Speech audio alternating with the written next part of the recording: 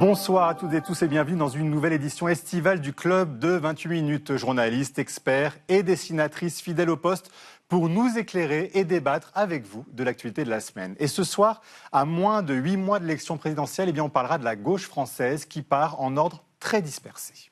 Évidemment, je suis candidate. Est-ce que j'en ai fait un enjeu juste personnel? Évidemment que non. Les écologistes feront partie à la fin de la solution s'il y en a une. Ce que je crains aujourd'hui, c'est qu'il n'y en ait plus, à force que chacun se tape l'un sur l'autre toute la journée. Alors peut-il encore y avoir une candidature commune? Ou alors la gauche est-elle définitivement fracturée et ses électeurs écartelés? On en débattra. Et si vous pensiez, comme moi, je l'avoue, qu'accordéon rimait seulement avec bal musette, rangeons nos clichés. L'accordéon, c'est aussi du Mozart. Vous verrez cela grâce à Théo Hould, notre invité de la semaine ce soir. Il a seulement 28 ans, un talent fou. Il dépoussière cet instrument si fascinant. Et en fin d'émission, dans son histoire de la semaine, Charlotte de Cocker nous raconte comment une femme installée en Bretagne a retrouvé la pièce manquante de sa vie et pas des moindres, vous verrez, grâce à un test ADN. Voilà un aperçu du sommaire, le club de 28 minutes, c'est parti.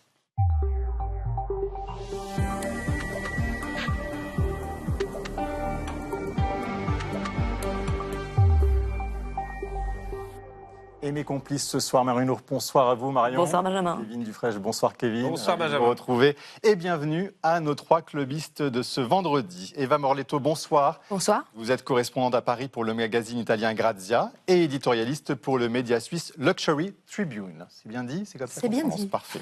À vos côtés, Ania Nussbaum. Bonsoir Ania. Bonsoir. Vous êtes journaliste, correspondante à Paris pour Bloomberg News. Vous avez publié Accrédité 7 ans au Palais de Macron. Vous avez donc été accrédité. Et je le sais toujours. Et vous le êtes toujours, aux éditions du Seuil, c'est bien de le préciser. Et Paul Melun, bonsoir Paul. Bonsoir, je suis accrédité partout. Bon, ça, et notamment à 28 minutes, la preuve.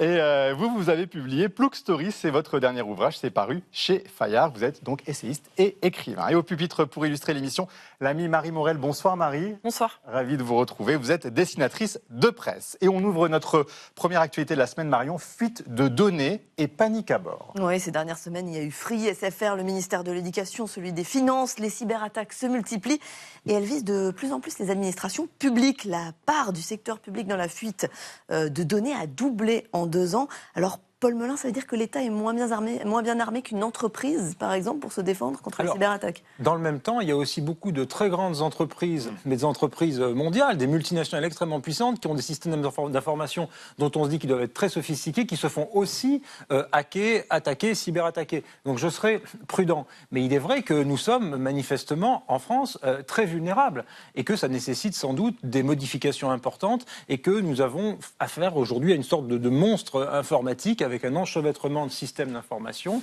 qu'il conviendra sans doute de clarifier. Vous savez, face à ce que l'on appelle désormais les guerres hybrides, à ces cyberattaques qui se multiplient, un certain nombre d'États étrangers, d'ennemis de la France, de hackers professionnels, peuvent utiliser ces failles comme un outil de déstabilisation de notre démocratie, de notre pays, et finalement avoir une espèce de baisse de confiance de la part des Français envers leurs services publics, ce qui serait tout à fait dommageable au système. Donc il faut agir, oui, très très vite. Mais Ania Nussbaum, vous qui connaissez bien donc, les rouages de l'État, puisque vous le fréquentez au plus haut sommet, est-ce que c'est une préoccupation réelle, la cybercriminalité, par nos dirigeants aujourd'hui? Est-ce qu'ils se donnent les moyens aussi de lutter contre cela? Oui, alors il se trouve que j'ai été à cette conférence de presse où le ministre du Budget et la directrice des Finances publiques ont présenté leurs excuses cette semaine. Et le sentiment général qui dominait, c'était la contrition, les excuses. Voilà, bon, une prise de conscience, le fait que, voilà, effectivement, c'est une question très grave. Les Français devraient se sentir protégés, devraient se sentir que l'État protège leurs données, etc. Bon, après, en réalité, les solutions qui ont été présentées jusque-là, y compris celles qui ont été présentées par le gouvernement Le Cornu au printemps, sont quand même que des patchs, excusez-moi le jeu de mots, mais qui sont des solutions qui sont insatisfaisantes en termes de montant et d'envergure. Le sujet n'est pas encore devenu un sujet pour l'élection présidentielle alors qu'il devrait l'être. Vous parliez de la contrition, justement, et c'est vrai qu'il y a eu un exercice de contrition, c'est assez rare pour être signalé cette semaine, c'est celui de David Amiel, le ministre des Comptes publics. Cette cyberattaque et le vol de données auquel elle a conduit sont des faits graves. Graves parce qu'elles entament la confiance que les Français ont envers l'État, envers les services publics et en l'occurrence évidemment envers les services fiscaux. Alors Eva Morletto, justement, est-ce que ces fuites, elles ne risquent pas d'ébranler la confiance qu'ont les Français en l'État et aussi leur consentement à l'impôt? Mais exactement, surtout parce qu'il faut voir qu'est-ce qui se vérifiera après. C'est-à-dire là, il y a eu cette fuite gigantesque de données. OK, c'est bien les excuses, mais qu'est-ce qu'ils feront après? On sait que quand il y a eu des cas d'usurpation d'identité, il y a des gens qui sont finis dans une sorte de calvaire, des gens qui se sont suicidés, qui ont tout perdu économiquement. Alors, qu'est-ce qui va se passer maintenant avec cette fuite? Est-ce que la même administration fiscale qui a permis ces fuites-là et qui a fauté sera la même qui ira frapper aux portes des victimes pour demander des comptes, par exemple, si quelqu'un, avec ses données bancaires, a ouvert un nouveau compte ou a commis une fraude. C'est ça aussi qu'il faut se poser comme question. C'est un problème qu'on rencontre en Italie aussi ou pas?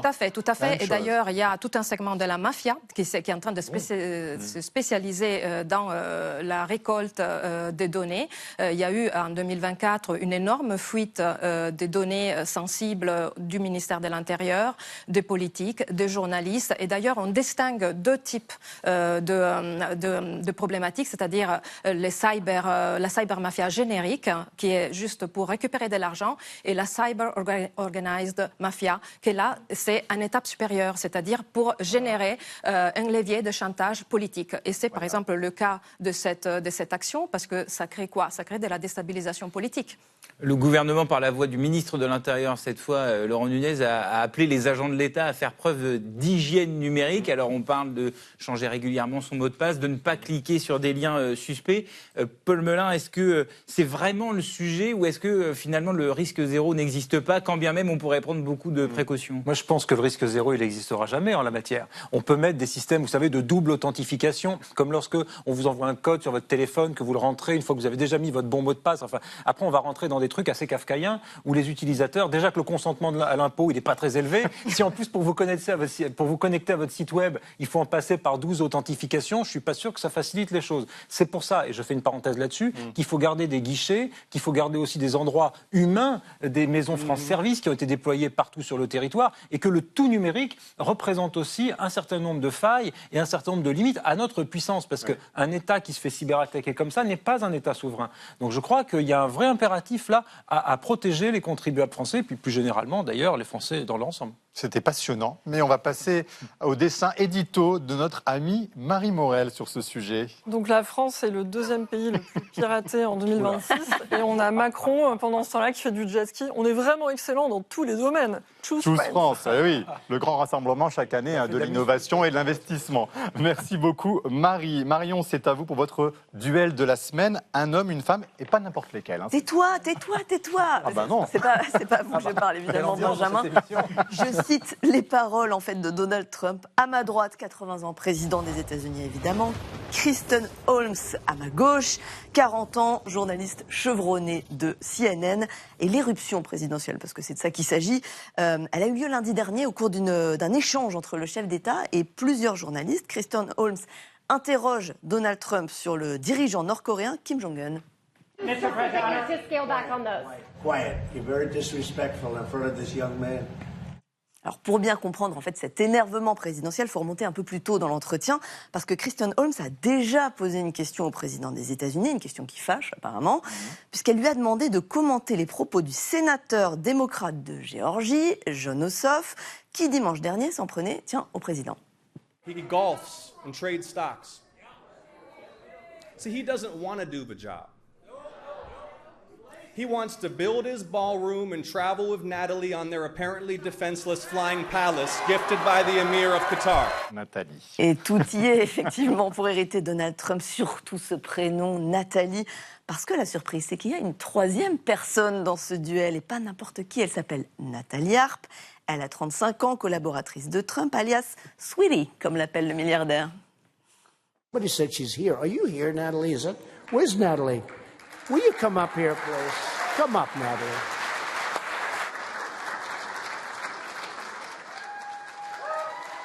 Alors ça c'est en 2019. À l'époque, Nathalie Arp Sweetie est présentatrice sur une chaîne câblée. Elle termine toujours ses émissions par une citation de la Bible ou parfois de Donald Trump. Elle raconte aussi sur Fox News qu'elle a failli mourir d'un cancer des os et qu'elle ne doit son salut qu'à une loi voulue par Donald Trump qui lui a donné accès à des traitements expérimentaux. Because I wouldn't be alive today if it wasn't for you. Et le président des États-Unis adore. On vient de le voir, il l'invite même à monter sur scène à la Convention républicaine de 2020. Et puis il l'embauche 2 ans plus tard, alors qu'il est en pleine traversée du désert. Elle nage dans le bonheur. Elle écrit des lettres à Donald Trump. Vous êtes tout ce qui compte pour moi. Je veux vous apporter de la joie. Un jour de rendez-vous judiciaire, elle n'hésite pas à grimper dans le coffre de sa voiture pour pouvoir rester à côté du milliardaire. Dévotion qui lui vaut d'accompagner son idole à la Maison-Blanche quand il fait son retour en 2025. Et depuis, Nathalie Arp ne quitte plus le président. Elle l'accompagne même au golf où elle lui lit les messages positifs qu'elle a vus sur lui sur Internet. Elle est devenue en quelque sorte la gardienne de la bulle trumpienne. Elle envoie sans filtre ce qu'il lui demande sur les réseaux sociaux et elle lui transmet sans vérifier toutes les infos importantes, qu'elle juge importantes en tout cas, et qui sont agréables aussi pour lui, pour le président. Car on peut dire que Nathalie Arp ne fait passer à Donald Trump que ce qui est de la musique à ses oreilles. Alors, Eva Morletto, ça montre un besoin de réassurance un peu narcissique du chef de l'État qui est Donald Trump. Oui, mais si on le regarde du côté de Nathalie Arp, on a ici une figure qui est, d'ailleurs, elle a un surnom, c'est The Human Printer, parce que voilà, elle imprime tous les articles, les posts où on flatte Donald Trump. Et c'est à s'interroger sur le pouvoir de cette femme qui a quand même choisi ce que Donald Trump va lire. Et donc, c'est une sorte d'interface entre la réalité et un choix très précis de la réalité qu'elle veut faire passer au président américain. C'est pas rien, ces rôles-là. Et puis, notamment sur, par contre, le duel avec Kristen Holmes, finalement, Trump a choisi la diversion. C'est-à-dire parce que la vraie chose, c'est qu'il n'a pas répondu aux questions de Kristen Holmes. Ania Nussbaum, encore une fois, vous qui êtes experte du pouvoir au plus haut sommet de l'État, est-ce que nos dirigeants en général, ils souffrent aussi d'une grande solitude et ils ont besoin aussi d'être rassurés, on se dit souvent par des courtisans. Est-ce que c'est le cas dans l'entourage d'Emmanuel Macron? Est-ce qu'il a besoin de ce genre de personnes? Là, en tout cas, pour ce qui est de Trump, je ne peux qu'avoir de l'empathie pour ma consoeur qui se fait vilipender en public par le président, et c'est pas la première fois. Donald Trump a même élaboré toute une stratégie de lawfare, de poursuite en justice contre les médias, menaces d'interrompre les licences de diffusion. Donc voilà, de ce côté-là, on est encore une fois dans un épisode de bras de fer avec les médias, en France, alors, qui existe aussi en France, mais à un niveau quand même qui est plus bas. On se souvient qu'au début de la présidence d'Emmanuel Macron, et comme je le raconte dans le livre, comme vous l'évoquiez, il avait été question de choisir les journalistes qui pouvaient venir pendant les voyages de presse. Il a été question de fermer la salle de presse qui est dans l'Élysée. Vous y êtes peut-être allé en tant que journaliste. Donc voilà, en tant que journaliste accrédité, on y a accès dans le palais. C'est un symbole du contre-pouvoir qu'est la presse au sein du pouvoir. Et lorsque Emmanuel Macron est arrivé, il a souhaité la fermer. Il y a une lutte. Mais vous avez 20 secondes. En 20 secondes. Si je dois vous résumer les phénomènes de courtisanerie en France en 20 secondes, je renonce à cette gageure. En fait, c'est les relents monarchiques de notre histoire. Vous le disiez dans mes pensées, c'est curieux. Oui, non, je blague, mais je pense qu'il y a des relents monarchiques dans notre histoire et qu'effectivement, même la Ve République tout entière illustre cela. Regardez François Mitterrand lorsqu'il faisait l'ascension de la Roche-Solutré avec derrière lui Hanin, Jack Lang, tous ces gens qui le suivaient dans le silence, d'une espèce de communion cérémonielle pour le monarque républicain. Et tous ont fait ça. Donc oui, je crois que le pouvoir isole et que le phénomène de courtisanerie est inhérent à un régime fort. Et Trump est un dirigeant fort, qu'on l'aime ou qu'on le déteste. Merci pour le rappel historique, Paul, qui ne correspond pas à votre âge, bien évidemment, je le précise, et un dessin de Marie Morel.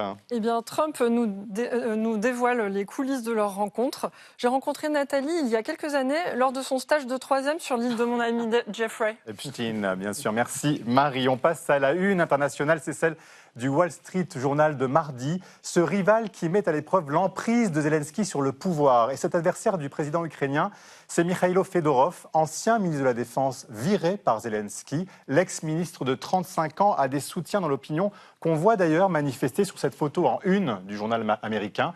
Dans une vidéo aux allures de clip de campagne, Fedorov s'en prend sans le nommer à Zelensky pour dénoncer la corruption généralisée en Ukraine et il réclame même une élection présidentielle, un scrutin, on s'est rendu impossible par la guerre depuis 2024. Alors, Ania Nussbaum, à vous aussi, je vous pose cette question. Cette sortie choc de Fedorov, est-ce que c'est le signe d'une vitalité démocratique de l'Ukraine ou vous diriez d'abord la preuve d'un affaiblissement de Zelensky ? Je pense que c'est la preuve d'un affaiblissement de Zelensky qui l'a déjà poussé à faire des concessions. Notamment l'année dernière, il y avait eu des manifestations. Il a dû lâcher du lest pour que les agences anticorruption puissent travailler.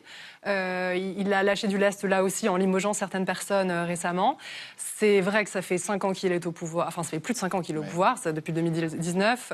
Il n'y a pas eu d'élection il y a 2 ans. Il y a une fatigue démocratique, il y a une fatigue militaire. Et en fait, la proposition de Fedorov qui lance sa campagne... Oui.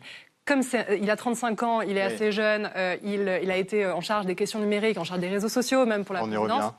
Du coup, cette proposition, c'est aussi sans doute d'organiser des élections grâce aux nouvelles technologies, par une app. Ah, d'accord. C'est-à-dire contourner la difficulté d'organisation d'un scrutin en temps de guerre par ces moyens modernes. C'est-à-dire qu'effectivement, si vous organisez des élections, vous avez à gérer 10 millions de déplacés, les soldats au front, des gens qui se massent devant les bureaux de vote. Voilà. Et si on utilise la nouvelle technologie...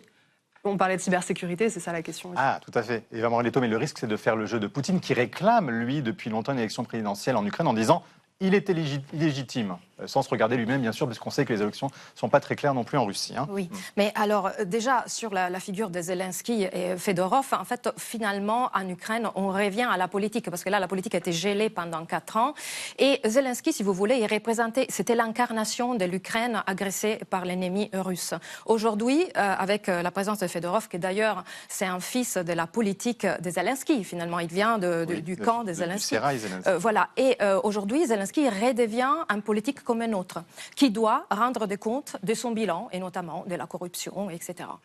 Merci à vous, Eva. Et un dessin pour clôturer cette actualité avec vous, Marie. Serait-ce bientôt la fin pour Zelensky ? Qui ça, Poutine ? Pire, la démocratie. Bien vu, Marie. Merci à vous. Marion, on poursuit avec une autre actualité de la semaine. Eh bien, on est à 241 jours précisément de la présidentielle en France. Ça va vite. Et la gauche est plus que jamais morcelée. Oui, c'est presque un deuxième duel, parce que c'est l'heure des choix à gauche. Dimanche, Raphaël Glucksmann sera aux 20h de TF1 pour annoncer peut-être sa candidature au scrutin suprême. Et Jean-Luc Mélenchon prononcera son discours de clôture des journées d'été de la France insoumise. Donc d'un côté, la social-démocratie, de l'autre, une forme de radicalité.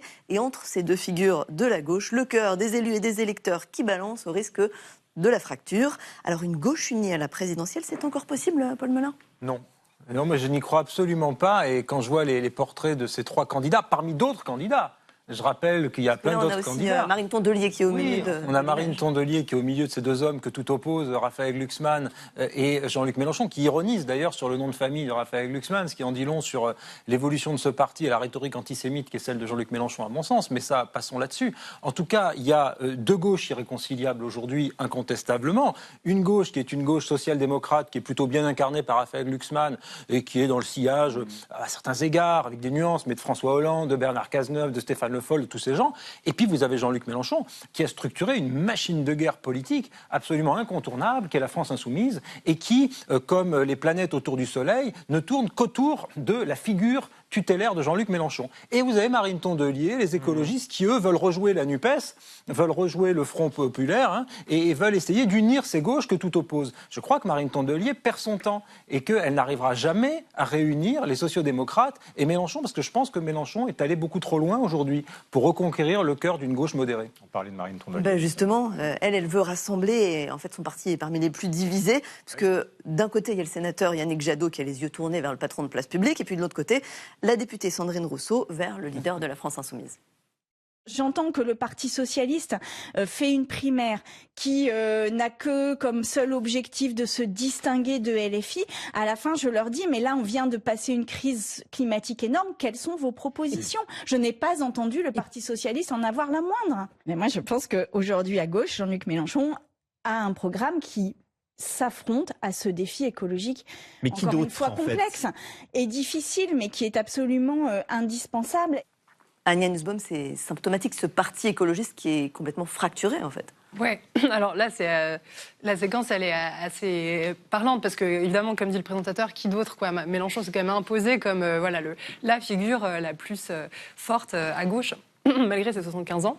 Non, la gauche a toujours été divisée, évidemment, entre des radicaux et une branche plus social-démocrate. Enfin, Mitterrand, Jospin n'ont pu s'appuyer que sur une alliance de gauche. Aujourd'hui, la gauche est encore plus bas, je dirais, si on regarde les élections européennes, où on ne vote pas de manière stratégique parce qu'il n'y a qu'un tour. La gauche, c'est quoi? C'est 32%. L'extrême droite, ne serait-ce que l'extrême droite, c'est 37%. Donc effectivement, la gauche est affaiblie. Bon, donc il faut s'unir pour gagner. La question, c'est y arrive-t-on? Et la question, c'est quand? Et un des problèmes qu'a la gauche, c'est que comment gérer cette polarisation engendrée par Mélenchon. Et il y a une tribune, vous l'avez sans doute lu dans Le Monde, du directeur de la Fondation Jean Jaurès, sur les questions d'opinion, qui dit qu'en gros, LFI aura 2 problèmes pour gagner. Un, c'est qu'à peu près la moitié de la gauche, en gros, on a un peu du mal avec Mélenchon, y compris des gens qui ont voté pour lui en 2022. Ouais. Et 2, c'est que la perspective d'un duel second tour Marine Le Pen, Jean-Luc Mélenchon, fait penser à certains, sur la base des sondages, que ce serait Marine Le Pen qui gagnerait, auquel cas Mélenchon ne serait pas le bon cheval sur lequel miser. Donc voilà, il y a vraiment énormément de problèmes à résoudre d'ici à ces 240 jours. Et vraiment, cette division entre les deux gauches, est-ce qu'elle est, un peu comme le disait Paul Melun, vraiment une question de valeur ou une question de programme ou les deux? Alors, c'est une question de stratégie, je dirais, parce que Mélenchon, permettez-moi l'hérésie, mais il fait un peu une stratégie politique comme Berlusconi dans les années 90-2000. Alors, je ne parle pas du tout d'idées politiques, je parle juste de techniques de stratégie électorale. Qu'est-ce qu'il fait? Il débite des provocations et en même temps, il a une forte personnalisation. Lui, c'est des propositions. Exactement. Oui. Et il a une forte personnalisation de sa politique. Qu'est-ce qui déclenche ça? Il déclenche un facteur qui est très important, c'est-à-dire ses adversaires au sein de la même configuration de gauche, ils sont obligés de commenter et de donner de poids et de prendre des distances et de critiquer sa position. Qu'est-ce qui fait? Qu'on parle tout le temps de lui et qu'on efface un peu ce qui est le programme des autres. Et c'était exactement le jeu qui faisait Berlusconi avec les anti-berlusconiens. Voilà. Je ne pense pas que ce soit qu'une question de stratégie. Ouais. Évidemment, il y a des stratégies totalement antagonistes, mais s'il y a un mérite que moi, qui suis opposé à Mélenchon en tout, pourrais souligner dans ce qu'il fait en ce moment, c'est que c'est le seul à gauche, je trouve, à construire un programme, une architecture intellectuelle. C'est son concept de Nouvelle France. Il a travaillé avec l'Institut La Boétie, il a des compagnons de route, il a des chercheurs, il a des intellectuels, comme faisait jadis le Parti communiste. Il y a des hauts fonctionnaires. Des hauts fonctionnaires, exactement, des économistes. Alors que le Parti socialiste, on a l'impression qu'il se limite à s'indigner de ce qu'il dit Mélenchon. Exactement. Donc Raphaël Glucksmann a essayé de travailler avec Place Publique, etc. Mais je pense que le Parti socialiste et Olivier Faure auraient dû davantage travailler à la mise en œuvre d'un projet. On l'enterre pas un peu trop vite, Agnès Nussbaum, cette gauche qui a réussi à s'unir pour les législatives? Là, c'est parce qu'il y a une question d'ego qu'on ne pourra pas refaire ce qui a été fait avec la NUPES, notamment aux dernières législatives? Mais par rapport à 2022, si on veut comparer ce qui est comparable, on n'est pas dans la même situation. Effectivement, Jean-Luc Mélenchon, conformément à sa stratégie, je crois, qui est plutôt de radicaliser... et de se radicaliser entre guillemets, mais d'être plus provoque, en gros, hors élection et à l'approche de la présidentielle, de se recentrer un petit peu pour pouvoir élargir sa base. Là, il a peut-être été trop loin parfois dans la provocation et perdu. Et du coup, Paul, pardon, mais on parle de radicalité, mais du coup, que devient un électeur de gauche? Un stratège? C'est ce qu'on se disait avant cette émission. On doit évaluer les chances d'un candidat, celui qui va pouvoir battre Marine Le Pen. C'est ça, en fait, un électeur de gauche, il ne doit plus voter en fonction de ses convictions, mais d'une stratégie à venir, c'est ça qui va se décider? Exactement. Depuis le traumatisme de 2002 et de Jean-Marie Le Pen au second tour, l'arrivée de Jean-Marie Le Pen au second tour, les électeurs de gauche pensent comme ça. C'est terrible d'ailleurs. Ils se disent, mais alors comment faire pour éviter que, et quel vote utile et quel vote est le moins utile? Il faudrait pouvoir voter selon ses convictions et pas selon des stratégies. Or, Jean-Luc Mélenchon, il est suffisamment habile pour lui faire croire aux électeurs de gauche qu'il est le seul rempart au Rassemblement national. Mais Raphaël Glucksmann peut aussi être un rempart au Rassemblement national. Je ne vois pas pourquoi il y aurait que déclaré. Et de fait, Jean-Luc Mélenchon s'est mis au cœur du débat que vous avez eu, chers amis. Merci à vous trois. Marie Morel, un dessin, s'il vous plaît, sur cette actualité. Oui, est-ce qu'on pourrait juste m'expliquer comment on fait un duel de gauche avec une seule personne de gauche? Ça, on n'a pas forcément la réponse. On vous la laisse. On passe à votre point com, Kevin. On disait vive l'été, il n'y a pas si longtemps que ça. On l'espérait, on l'attendait. Ben voilà qu'on implore l'arrivée de l'automne, voire de l'hiver. Et oui, après 5 canicules, une sécheresse historique, un été malheureusement record à tous les points de vue, elle est enfin de retour. J'aurais jamais cru dire ça un jour, mais je suis heureux, il pleut. C'est incroyable. Je suis pieds nus sous l'eau, on dirait Yannick Noah.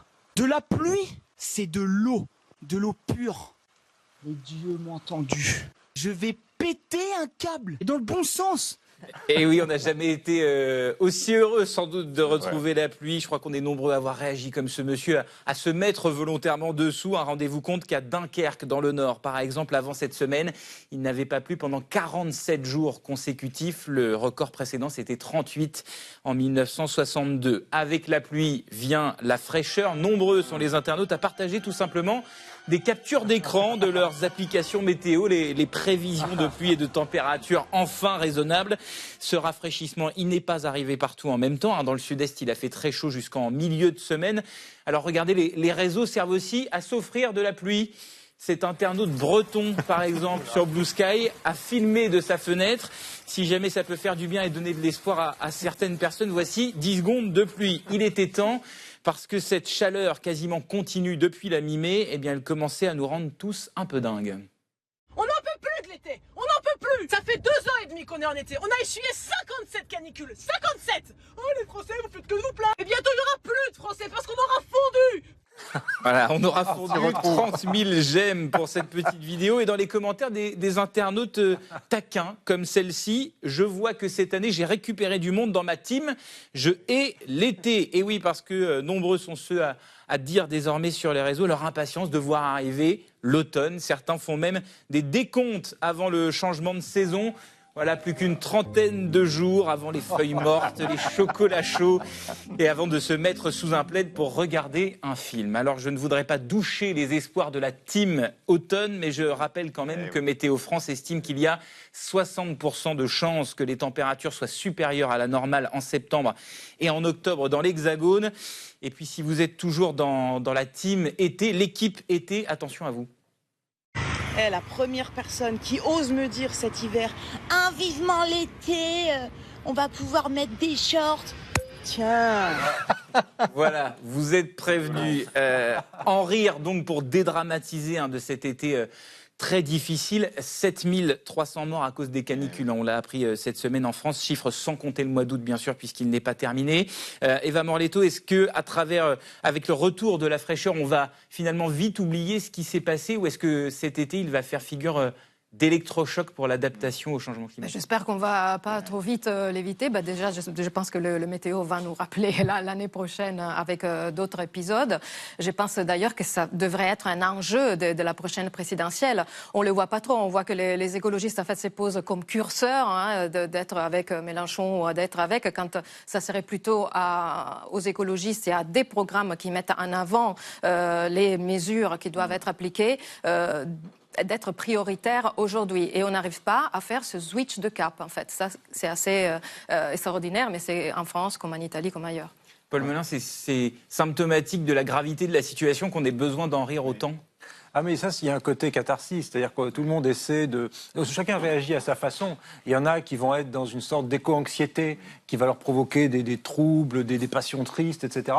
D'autres vont faire des vidéos un peu amusantes, un peu déconnantes sur les réseaux sociaux. Mais globalement, toute la société, je crois, aujourd'hui, à part peut-être quelques climato-sceptiques, mais Dieu merci, ils ne sont pas très très nombreux, tout le monde a à peu près compris qu'il se passait quelque chose de pas normal dans le monde et que le dérèglement climatique était non seulement... Un tournant pour vous, alors. Je crois que c'est un tournant, mais le tournant, il aurait pu déjà s'exercer en 2003. Voilà. Malheureusement, on dit ça à chaque épisode, donc je ne suis pas sûr, je n'ai pas la boule de cristal.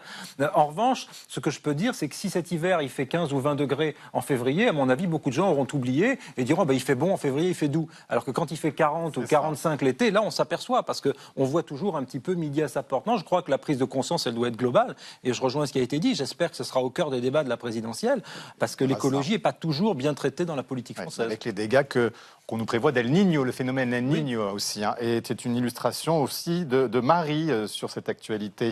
Oui, donc c'est la fin de la saison des canicules. Maintenant, place à la saison des inondations. Voilà. Trop de pluie. Un petit peu d'eau. Eh oui, on en veut, mais pas trop non plus. On n'est jamais content. Merci Marie. C'est l'heure de vos photos de la semaine, chers clubistes. Vous avez choisi un cliché pour mettre en lumière une autre actualité. Et on commence avec vous, Paul, le Premier ministre qui est en Gironde et qui s'est fait pas mal engueuler. Oui, ça rejoint notre débat précédent d'ailleurs sur les questions environnementales, puisque là, en contexte de sécheresse et d'incendie, le Premier ministre est allé au Porge, une commune que je connais bien, qui est une commune de Gironde, qui est sur la route de Lacanau, un peu à l'ouest de Bordeaux, où les habitants ont subi des sinistres sinistre terrible où leurs maisons ont été ravagées par les flammes. Et là, il a été confronté à une sorte de mur de colère, de sentiment de dépossession, de procès en déconnexion, ce qui est un peu injuste d'ailleurs parce que Sébastien Lecornu est, me semble-t-il, pas le politique le plus déconnecté de ce pays, loin s'en faut, mais il essuie les plâtres d'une espèce de violence populaire qui se niche, je trouve, dans une forme de défiance généralisée à l'égard du politique. Et ça, d'attente démesurée. Mais d'attente, le problème c'est qu'on veut tout du politique et de l'État. Sébastien Lecornu aurait pu être encore un meilleur Premier ministre qu'il n'a été, il n'aurait jamais empêché les incendies de se dérouler. Il y en a eu dans l'Europe, dans le monde entier. Donc je crois que ça pose vraiment la question de la défiance envers le politique et que ça va être, là pour le coup, quelque chose de structurant dans la campagne présidentielle et qui va être difficile pour les candidats d'aller au contact, comme on dit, j'aime pas trop ce terme-là, du peuple français, de la population, sans subir ce type de huée. Il y aura de quoi débattre pendant cette présidentielle. Ania Nussbaum, c'est à vous. On part en Corée avec vous, Corée du Sud.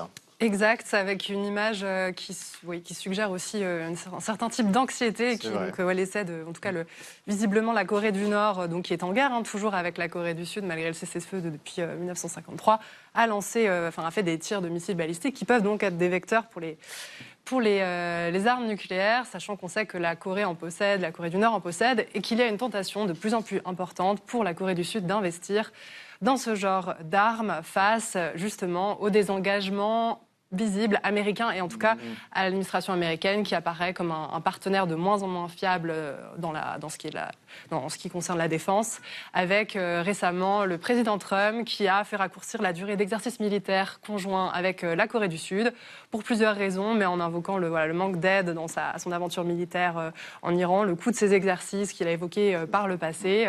Et donc en fait ça fait, comme en Europe, en fait, on se dit de plus en plus que les États-Unis ne sont pas forcément un partenaire fiable dans les questions militaires. Merci. On parle de fusées, de missiles. On reste dans l'espace, Eva Moraleto, mais c'est beaucoup plus positif avec bien sûr notre héroïne française. Voilà. Un sourire enfin. Oui. Alors oui, en fait, j'ai choisi cette photo pour montrer que l'exemple en fait d'une femme, enfin une femme aussi dans l'espace. On avait déjà eu Samantha Cristoforetti, l'italienne, il y a 10 ans dans la Station spatiale internationale. Maintenant, on a Sophia Deneau. Ça donne un signal qui, à mon avis, est très positif pour les étudiantes, dans le sens qu'on a très peu de femmes encore, malheureusement, aujourd'hui, dans les domaines scientifiques, dans l'astrophysique, etc. Quoi de mieux que quelqu'un qui montre la voie et qui dise à une jeune fille, moi aussi, je veux devenir comme elle et je peux le faire. Il y a encore une sorte de plafond de verre qu'on s'est créé toute seule, en fait, dans ce genre de domaine. Pourquoi ? Parce qu'on s'auto-censure, c'est-à-dire on s'est dit, non, les femmes ne sont pas destinées à faire des carrières scientifiques, etc. Alors que c'est tout à fait absolument pas vrai. Et c'est bien dommage qu'on raisonne comme ça. Et puis, c'est aussi mettre en valeur l'espace européenne, c'est-à-dire le rôle que l'Europe a dans l'espace. On ne parle que des États-Unis, de Chine, de SpaceX. Eh bien, finalement, on a le laboratoire Columbus sur la Station spatiale internationale et c'est très important aussi le rôle de l'Europe. Et les femmes à l'honneur, avec une nouvelle sortie prévue mardi pour notre astronaute. Et ça inspire un dessin à Marie. Oui, avec Sophia Deneau, de quoi envoyer la fierté de tous les masculins en orbite. Et qui y reste. Bon, il est temps d'accueillir notre invité de la semaine, Théo Hould, un accordéoniste de seulement 28 ans qui nous emmène bien loin du bal musette. Bonsoir à vous. Et avant d'échanger avec vous, on va écouter, Théo Hould, votre talent en direct.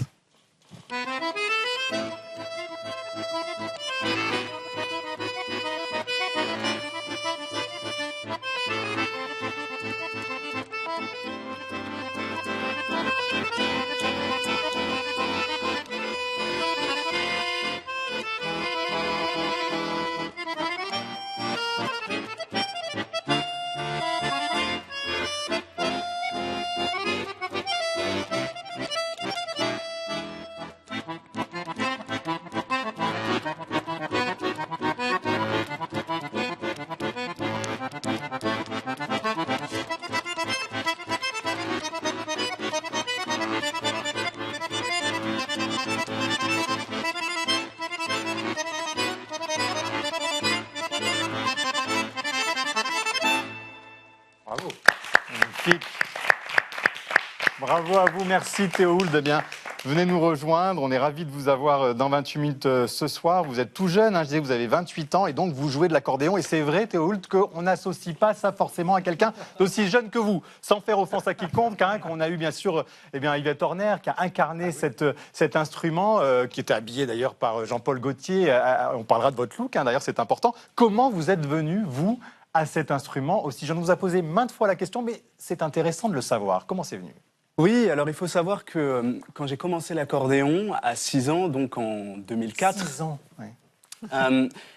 Je ne connaissais pas du tout l'image de l'accordéon, l'image que cet instrument pouvait véhiculer. Et donc j'ai commencé cet instrument parce qu'il était cool. C'est-à-dire que quand je l'ai découvert pour la première fois, avec tous les boutons, c'était comme une machine, un vaisseau spatial, un ordinateur. Et donc en bon enfant, j'ai voulu l'utiliser comme un jouet. J'ai joué à l'accordéon avant de jouer de l'accordéon. Et puis plus tard, j'ai découvert qu'on pouvait faire des choses dans la musique assez extraordinaire et c'est pour ça que j'ai continué. Mais la première chose, c'est simplement l'effet de l'objet. Et d'ailleurs, vous n'assumiez pas totalement cet instrument. Au début, vous vous disiez non, mais je fais d'autres choses parce que vous voyez les copains jouer de la guitare. Vous disiez non, mais bon, c'est venu plus tard d'assumer l'accordéon en quelque sorte.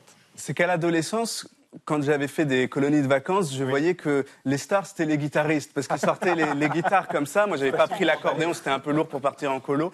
Et donc, c'est vrai que j'ai regretté à ce moment-là. Mais plus tard, je me suis réconcilié avec l'instrument. Bah oui, vous avez bien fait. Mais c'est vrai que vous, on écoutait de la musique, mais il n'y avait pas de musicien. Qu'est-ce qui vous avait lancé, déjà, dès le départ, à faire de la musique ? Alors j'écoutais tout le temps de la musique, des choses assez différentes, de la musique classique que j'avais découvert notamment avec le film Amadeus de Milos Forman, quand j'avais 3 ans à peu près. Que vous avez vu 150 fois donc. Alors 150 fois, ça fait beaucoup. Je n'ai pas compté. Peut-être plus, peut-être moins. En tout cas, je l'ai vu beaucoup. Tant et si bien que je connaissais tous les mouvements par cœur et je les reproduisais moi-même. Il y avait aussi du rock, de la chanson française et du tango, de la musique d'Astor Piazzolla, donc d'Argentine. Et alors, vous venez de jouer. Exactement, ce que je viens de jouer. Et ça m'a donné envie de jouer cette musique, de me l'approprier, de vouloir la produire moi-même. Et quand je suis arrivé au conservatoire, j'ai demandé à mon professeur de jouer ce morceau. Alors il m'a dit que c'était un peu tôt. J'ai attendu quelques années, puis c'était malheureusement trop tard. Mais donc je réconcilie avec mes envies de jeunesse maintenant. Mais ce qui est incroyable, c'est que vous jouez du Bach, du Mozart, et on ne s'y attend pas avec cet accordéon, et sans partition. Alors moi, je tombe de ma chaise quand je vous vois jouer. Enfin, normalement, le pianiste, il a une partition, vous non. Mais c'est quoi? Il y a une part d'intuition, d'improvisation, même quand on joue Mozart ou Bach, qui est assez innovant, je trouve, pour l'accordéon. C'est-à-dire que quand on est musicien, on pratique énormément, donc on passe du temps avec des partitions, on se familiarise avec des compositeurs. Vous parliez de Bach, avant de pouvoir jouer un programme de Bach, on va passer 1 mois, 2 mois, 3 mois avec cette musique, tant et si bien qu'à un moment, on se l'approprie et on n'a plus besoin de la partition en définitive. Et donc quand on joue sur scène, on peut comme ça se libérer et avoir une forme de retrouvaille avec la musique quand on est sur scène. C'est comme si, bien sûr, on l'a appris, on l'a pratiqué, mais on la redécouvre, on la réimprovise en temps réel. C'est remarquable. Benjamin parlait de votre look. C'est vrai que c'est rare de voir des musiciens classiques en cravate multicolore et en basket. C'est votre côté rock? C'est top vos baskets en plus. C'est sympa, là on les voit bien. Mais j'ai du mal à répondre à cette question parce que c'est simplement les goûts qui sont les miens et je suis attiré par ces choses-là. Je ne sais pas si c'est un côté rock, en tout cas c'est simplement... Mais c'est pour populariser aussi l'instrument. Vous avez été le premier accordéoniste nommé aux Victoires de la musique classique. Enfin, c'est quand même pas rien. Du coup, vous faites redécouvrir et peut-être que vous allez donner envie à des jeunes d'aller vers cet instrument qui est peut-être un peu délaissé. C'est aussi cela que vous souhaitez ou pas? J'espère que ça donne envie à des gens de commencer l'accordéon, que ça donne envie à des gens d'écouter de la musique, si possible ma musique. Et donc j'essaye de mobiliser tous les outils d'aujourd'hui pour parvenir à ces fins. Qu'est-ce que vous aimeriez jouer? Vous n'avez pas encore joué à l'accordéon? Alors là, en ce moment, je suis en train d'arranger tout un programme sur les musiques qui ont accompagné les révolutions, que ce soit la Révolution française, mais aussi tous les mouvements, par exemple l'invasion de la Pologne par la Russie, les mouvements révolutionnaires sud-américains. Et donc, je fais comme ça un programme qui va de Beethoven et ses idéaux pour la Révolution française à Asta Siempre. Et j'arrange ça pour une formation que j'ai créée. Merci beaucoup, bonne chance à vous. Votre album Balada para un loco est consacré donc à la musique d'Astor Piazzolla et on vient d'en entendre un extrait. Et vous rêvez de faire l'Olympia, et ben on vous le souhaite, Théo Hould. Je sais, j'ai lu ça. À mon avis, c'est pas si loin que ça. Et en tous les cas, vous allez peut-être repartir avec un dessin de Marie Morel qui vous est destiné. Ouais, un jeune qui reprend un instrument un peu oublié, ça a donné des idées à d'autres. Et moi, je mixe sur du Charles Trenet. Ça a l'air pas si mal que ça. Encore merci, Théo Hould, d'être venu sur ce plateau de 28 minutes. L'histoire de la semaine, eh bien, c'est maintenant avec Charlotte de Cocker qui succède à Théo Hould sans accordéon, mais peut-être avez-vous ce talent, je ne sais pas, Charlotte. Vous repasserez peut-être l'année prochaine. Bonsoir les amis. Bonsoir à vous Charlotte. Ce soir, des retrouvailles pas banales, c'est de ça dont vous allez nous parler. Oui, effectivement. Est-ce qu'il vous est déjà arrivé d'imaginer que quelque part dans le monde, il y a peut-être quelqu'un qui vous attend? Bah oui. Ah bah oui. Bah oui. L'espoir fait vivre.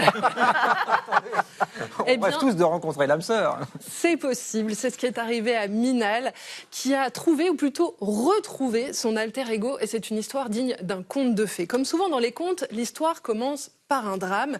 Minal naît en Inde au début des années 80. Elle est encore bébé lorsqu'elle est abandonnée et confiée à un orphelinat à Mumbai. Et puis, quelques mois plus tard, elle connaît cette histoire. Elle est adoptée par un couple de Néerlandais. C'est alors le début pour elle d'une autre enfance en Europe, un peu plus protégée. Minal est aimée, elle va aller à l'école, elle aura même des frères et sœurs d'adoption. Elle va se passionner pour le hockey, pour gazon, grandir, devenir éducatrice et puis tomber amoureuse d'un Français avec lequel elle s'est installée en Bretagne il y a déjà plus de 20 ans. Cependant, une question ne l'a jamais quittée et c'est une question qui nous habite toutes et tous. Où sont mes racines? Et malgré un mariage heureux, des enfants, Minal est toujours habitée par une forme de solitude. Alors l'année dernière, elle saute le pas. Minal va d'abord voyager en Inde sur les traces de son enfance. Elle va trouver malheureusement aucune information là-bas, aucun souvenir, mais elle va rentrer avec une certitude, elle veut absolument savoir si quelqu'un de sa famille biologique est encore en vie. Alors elle va faire quelque chose qui est interdit en France, mais qui est légal dans certains pays de l'Union européenne. Elle va faire un test ADN dit récréatif sur une plateforme en ligne. Et en avril dernier, Minal est tranquillement installée sur son canapé à Plugufan, c'est juste à côté de Quimper, lorsque la notification va apparaître sur son téléphone. Vous avez une sœur, elle s'appelle Mena et elle vit aux Pays-Bas. Alors elle va la chercher sur les réseaux sociaux, elle va trouver des photos et là c'est le choc absolu. En fait, elle la connaît déjà. Alors cette femme de 43 ans était en fait son amie d'enfance. Comment elle s'était rencontrée à l'époque ? Eh bien, en fait, c'est une histoire tout aussi étonnante qui donne envie de croire que parfois l'univers a des dessins qui nous échappent. La probabilité que Minal et Mena se rencontrent était en fait infime. Elles avaient donc toutes les deux été adoptées aux Pays-Bas, mais elles vivaient à 150 km l'une de l'autre et puis leurs parents ne se connaissaient pas du tout. Jusqu'à ce jour de 1996 où elles participent toutes les deux à la Journée des Adoptés, qui est un rassemblement annuel qui permet aux enfants de profiter ensemble d'un parc d'attractions et de se rencontrer. Et ce jour-là, ce sont en fait d'autres enfants qui vont remarquer que Minal et Mena se ressemblent, vont les mettre toutes les deux face à un miroir. Et donc, les deux jeunes filles vont s'amuser de cette ressemblance. Elles vont se découvrir des atomes crochus. Elles vont rester en contact pendant plusieurs années. Elles vont même se surnommer entre elles Sis, le diminutif de sister, sœur en anglais. Et puis voilà, comme souvent, la vie passe, on déménage, on se perd de vue. Les deux jeunes femmes ne s'étaient pas vues depuis 24 ans. Et la semaine dernière, elles se sont enfin retrouvées à Bois-le-Duc aux Pays-Bas. Elles ont enfin pu se serrer dans les bras, rire, pleurer aussi, et puis faire leur premier selfie en tant que sœurs authentiques. Comme quoi le bonheur emprunte parfois des chemins un peu compliqués, mais l'essentiel c'est de savoir le reconnaître quand on passe à côté. Formidable histoire, merci beaucoup Charlotte de nous l'avoir narrée et ça inspire un dessin dans un autre registre de Marie Morel. Oui, Marine Tondelier se réjouit de n'avoir partagé que le prénom avec Marine Le Pen. Voilà, Marine Tondelier, Marine Le Pen. Merci à vous Marie. C'est l'heure de retrouver Aurore Vincenti ce soir. Si on est chauve, c'est donc qu'on est viril. Mais ça, c'est en théorie. En théorie, si on est chauve, c'est qu'on est viril. À mesure que les cheveux s'affinent et chutent de façon irrémédiable, on peut se rassurer car ce sont des taux de testostérone élevés qui sont à l'origine d'un crâne lisse ou clairsemé.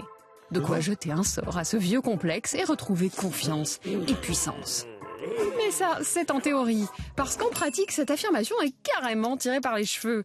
Je parle bien ici de ce qu'on nomme l'alopécie androgénétique, qui fait que des personnes de sexe mâle voient leur front et le sommet de leur crâne se dégarnir avec l'âge, jusqu'à former ce qu'on appelle très pompeusement une couronne hippocratique, d'après Hippocrate, père de la médecine académique, qui est donc également réputé pour sa calvitie.